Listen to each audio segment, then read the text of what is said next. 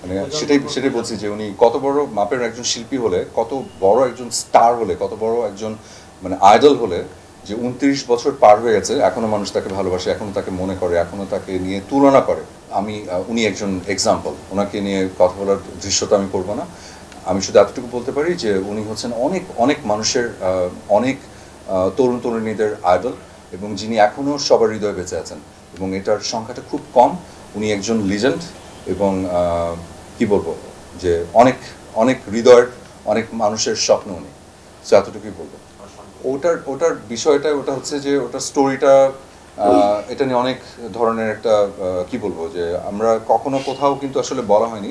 এটা ছিল একটা কমপ্লিটলি কি বলবো, মানে আংশিক কাল্পনিক একটা স্টোরি, কিন্তু অনেক কিছু ইয়ে করে। তো ওটা একদম এক্স্যাক্টলি অ্যাকুরেটলি বলতে পারবো না যে ওনাকে নিয়ে বানানো। আমি চিন্তাই করতে পারি না। মানে সেটাই বলছি যে উনি কত বড় মাপের একজন শিল্পী হলে, কত বড় একজন স্টার হলে, কত বড় একজন মানে আইডল হলে, যে 29 বছর পার হয়ে গেছে এখনো মানুষ তাকে ভালোবাসে, এখনো তাকে মনে করে, এখনো তাকে নিয়ে তুলনা করে। এটা একটা বিশাল বড় ব্যাপার। এটা আসলে নির্ধারণ করেন হচ্ছে, আসলে আমার কাছে মনে হয় যে সবাইকে দিয়েই চেষ্টা, যাদের চেষ্টা আছে তারা ভালো করবেই। তো আমার কাছে মনে হয় যে যখন পরিচালকরা কাউকে যখন সিলেক্ট করেন, পরিচালক প্রযোজকরা যখন সিলেক্ট করেন, কোনো একটা মেধা, কোনো একটা কি বলবো, যে একটা কোনো সাইন দেখি তো নিশ্চয়ই মানে কাস্টিংটা করা হয়।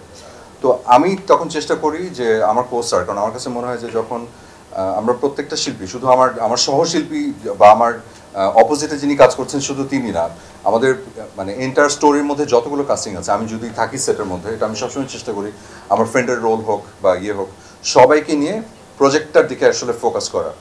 তো তখন একটা ভালো প্রজেক্ট হয়, এবং তখন আসলে প্রশংসাটা পেলে তখন সবাই মিলে আমরা প্রশংসাটা পাই। তখন কিন্তু সবাই বলে যে ও অপূর্বর ওই নাটকটা খুব সুন্দর সুন্দর লেগেছে আর কি। তো এই বিষয়টা আমার মধ্যে সবসময় থাকে। আমার কাছে মনে হয় না যে ও নতুন বলে পারবে না। আমিও একদিন নতুন ছিলাম, আমাকেও আমার কি বলবো, আমার সিনিয়র শিল্পী যারা ছিলেন তারা কিন্তু আমাকে ধরে ধরে শিখেছেন। তো ওই শিক্ষাটা আমার মধ্যে এখনো আছে। তো আমার কাছে মনে হয় যে ওই সময় যদি আমাকে ব্রেকটা না দিতেন, বা আমার সাথে যদি তখন তারা কাজ করতে না চাইতেন, আজকে আমি এত মানুষের সামনে আসতে পারতাম না, আপনাদের সামনে এরকম ইন্টারভিউ দিতে পারতাম না, মানুষের ভালোবাসা পেতে পারতাম না। তো ওয়াই নট দেন।